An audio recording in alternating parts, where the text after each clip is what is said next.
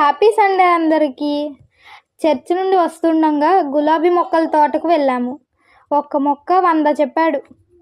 నాకు ఉన్న మార్కెట్ స్కిల్స్తో ఆలోచించి 3 మొక్కలు 240 రూపాయలకి అడుగుదాం అనుకుంటే నాకే ఎక్స్ట్రా స్కిల్స్ నేర్పించి 300 ఫైనల్ అని చెప్పాడు. ఇంకేం చేస్తాం, గులాబీ అంటే నాకు ఇష్టం. ఇష్టమైనవి రూపాయి ఎక్కువైనా తప్పదుగా అనుకున్నా. పల్లెటూళ్ళలో మట్టి అడ్వాంటేజ్, కానీ సిటీస్ టౌన్స్లో మట్టి కూడా కొనాలి. మట్టి 50 రూపాయలు అనుకుంటే 100 రూపాయలు చెప్పాడు. మట్టి కూడా అమ్ముకుని బతికేయచ్చు అనుకున్నా.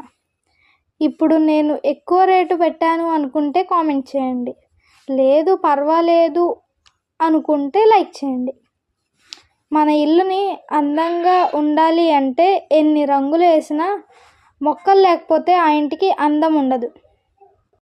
100 రూపాయలు మట్టి సరిపోదని మా ఊరి చివరికి చేల్లో మట్టి తీసుకురావడానికి వెళ్ళాను. ఎర్రమట్టి నల్లమట్టి రెండూ కలిపి ఈ సండే పని మొత్తం మొక్కలు పెట్టేశాము. ఇప్పుడు నుండి నా ఆలోచన 300 పెట్టి మొక్కలను కొన్నాను అని ఉంది. అసలైన యుద్ధం మొదలైంది.